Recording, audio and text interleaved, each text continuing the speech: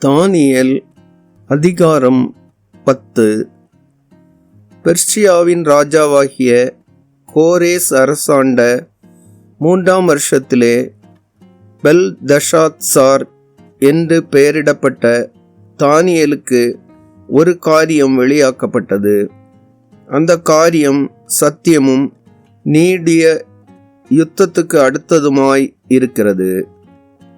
அந்த காரியத்தை அவன் கவனித்து தரிசனத்தின் பொருளை அறிந்து கொண்டான். அந்த நாட்களில் தானியேலாகிய நான் 3 வாரம் முழுவதும் துக்கித்து கொண்டிருந்தேன்.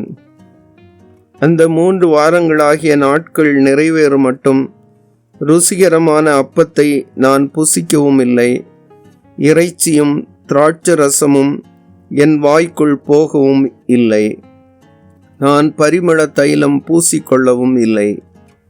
1ஆம் மாதம் 24ஆம் தேதியிலே நான் இதெக்கேல் என்னும் பெரிய ஆற்றங்கரையில் இருந்து என் கண்களை ஏறெடுக்கையில் சணல் வஸ்திரம் தரித்து தமது அறையில் உப்பார்சின் தங்க கச்சையை கட்டி கொண்டிருக்கிற ஒரு புருஷனை கண்டேன். அவருடைய சரீரம் படிக பச்சையைப் போலவும் அவருடைய முகம் மின்னலின் பிரகாசத்தைப் போலவும் அவருடைய கண்கள் எரிகிற தீபங்களைப் போலவும் அவருடைய புயங்களும் அவருடைய கால்களும் துலக்கப்பட்ட வெண்கல நிறத்தைப் போலவும் அவருடைய வார்த்தைகளின் சத்தம் ஜனக்கூட்டத்தின் ஆரவாரத்தைப் போலவும் இருந்தது. தானியேலாகிய நான் மாத்திரம் அந்த தரிசனத்தை கண்டேன்.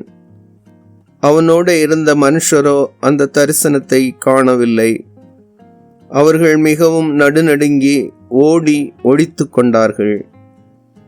நான் தனித்து விடப்பட்டு அந்த பெரிய தரிசனத்தை கண்டேன். என் பலனெல்லாம் போயிற்று, என் உருவம் மாறி வாடி போயிற்று, திடனற்று போனேன். அவருடைய வார்த்தைகளின் சத்தத்தை கேட்டேன். அவருடைய வார்த்தைகளின் சத்தத்தை நான் கேட்கும்போது நான் முகங்கவிழ்ந்து நித்திரை போகிறவனாய் தரையிலே முகங்குப்புற விழுந்து கிடந்தேன். இதோ ஒருவன் கை என்னை தொட்டு என் முழங்கால்களும் என் உள்ளங்கைகளும் தரையை ஊன்றி இருக்க என்னை தூக்கி வைத்தது. அவன் என்னை நோக்கி, பிரியமான புருஷனாகிய தானியேலே, நான் இப்போது உன்னிடத்திற்கு அனுப்பப்பட்டு வந்தேன்.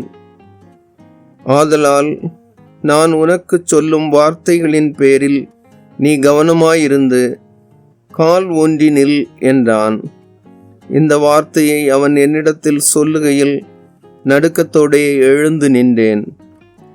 அப்பொழுது அவன் என்னை நோக்கி, தானியேலே, பயப்படாதே, நீ அறிவை அடைகிறதற்கும் உன்னை உன்னுடைய தேவனுக்கு முன்பாக சிறுமைப்படுத்துகிறதற்கும் உன் மனதை செலுத்தின முதல் நாள் துவங்கி உன் வார்த்தைகள் கேட்கப்பட்டது.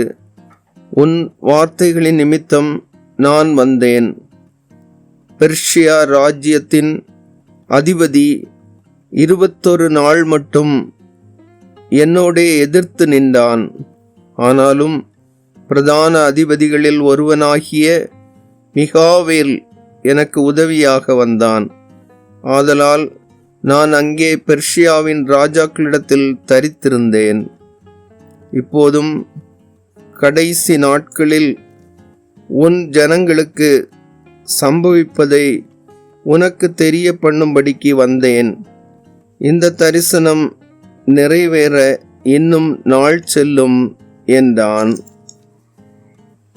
அவன் இந்த வார்த்தைகளை என்னோடே சொல்லுகையில் நான் தலை கவிழ்ந்து தரையை நோக்கி பேச்சற்று போனேன். அப்பொழுது மனுபுத்திரரின் சாயலாகிய ஒருவன் என் உதடுகளை தொட்டான். உடனே நான் என் வாயை திறந்து பேசி எனக்கு எதிரே நின்றவனை நோக்கி, என் ஆண்டவனே, தரிசனத்தினால் என் மூட்டுகள் புரண்டன, பலனற்று போனேன். ஆகையால் என் ஆண்டவனுடைய அடியேன் என் ஆண்டவனோடே பேச கூடுவதெப்படி? இனி என்னில் பலன் இல்லை, என்னில் மூச்சுமில்லை என்றேன். அப்பொழுது மனுஷ ரூபமான ஒருவன் திரும்ப என்னை தொட்டு என்னை திடப்படுத்தி, பிரியமான புருஷனே, பயப்படாதே, உனக்கு சமாதானம் உண்டாவதாக, திடன்கொள் திடன்கொள் என்றான்.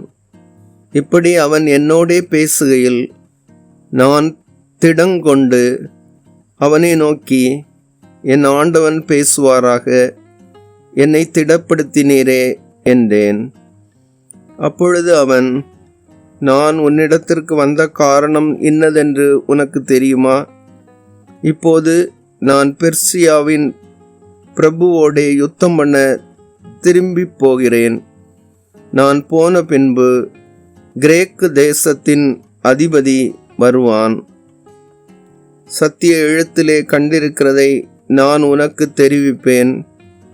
உங்கள் அதிபதியாகிய மிகாவேலை தவிர என்னோடே கூட அவர்களுக்கு விரோதமாய் பலங்கொள்ளுகிற வேறொருவரும் இல்லை.